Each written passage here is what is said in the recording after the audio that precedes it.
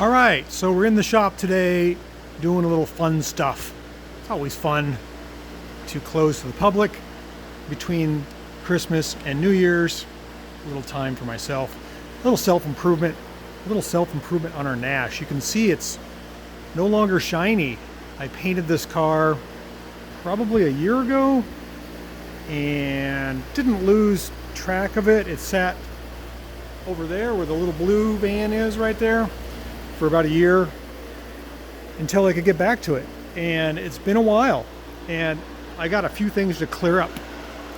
Clear being the word, is I've just sanded the whole car down with 600 and then 800, and then all the jams and curved places with a 3M pad. If you're not familiar with how that works, we've got 3M pads here.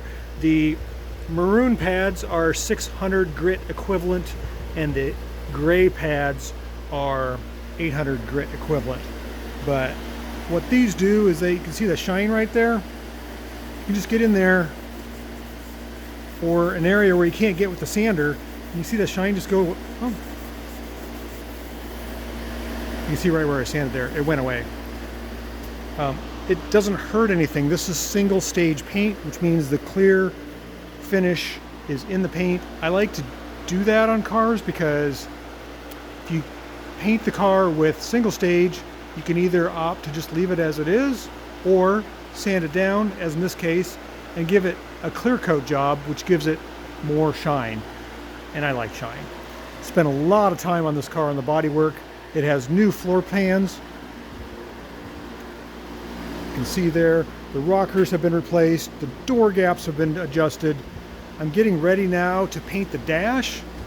That is the original paint there. You can see it's a little more pea green than the fresh paint on the outside. I wanted it to be close. I've already painted the jams, but I'm going to clear the jams now. So I've got everything masked off in here. Our scope, our shifter, the air flight, whatever you call that thing, all the gauges, all the knobs. Dash is going to get painted before we put the windshield back in it. A lot of you are not Nash knowledge-alls or know-it-alls. I'm not either, but I will say one thing. A lot of people think this is a Nash Metropolitan. It is not. This is much larger than a Nash Metropolitan. This is a 1954 Nash, and I think you'd call it a Rambler or maybe an American. It is full size.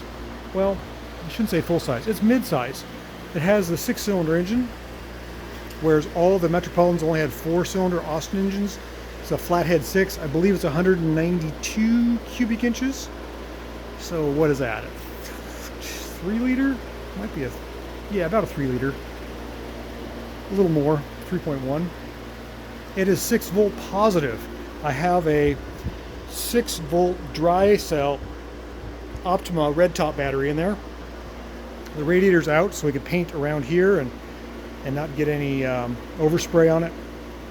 It is 6 volts, so it's a really slow starter.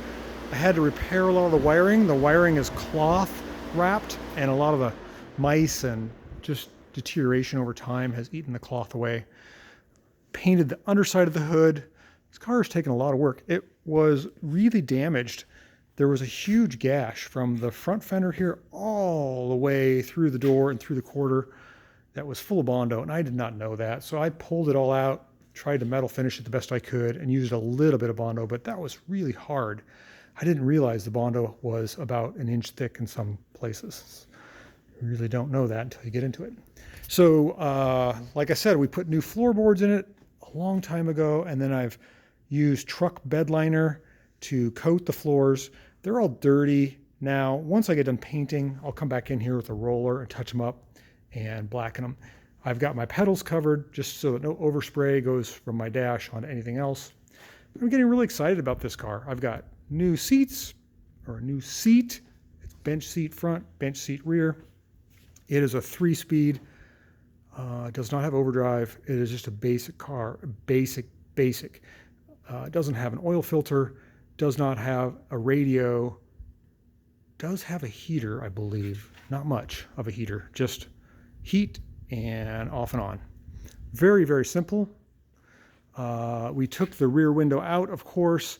I want to show you a couple things. If you look really close, you can see there was a run there, and I sanded through. Now I'm going to take an airbrush, and I'm going to touch that up, that white spot there, that's the primer underneath. Just really, really closely, carefully, even though the seal will probably cover that up. I did it here again too. There was a run right on the edge there. I'm going to touch that up. And oh, one more thing. While I was working on this car one day, the hood was up like it is now, and somehow the hood slammed shut. And when it slammed shut, of course, it chipped my brand new paint right there. So I've got to see if I can touch that up as well. I think that's all. I might need to do a touch up there too. So I can spot those in with an airbrush, and then when I clear over it, you'll never know. You'd never know anyways with an airbrush. I get pretty good at that.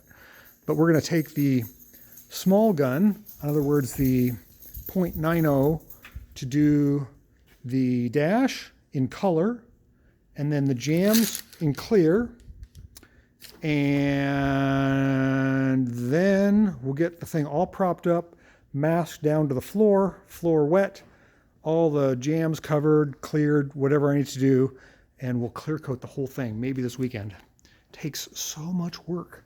You'd never know how much work goes into painting a car. It's mostly prep, when you say Stella. It's mostly prep and very little painting, but we want it to be good. It's a cool car. Again, it's a 54 Nash. It is not a Metropolitan. It's the only year with the closed front fenders, which I love. And it's the strip model. It is not the Country Club that has all the chrome and the extended bumpers and the Continental kit on the back. This is just the basic Nash. So it's going to be a little more frilly once we get it painted. Thought you guys might like to see an update of what's going on. It's pretty cool.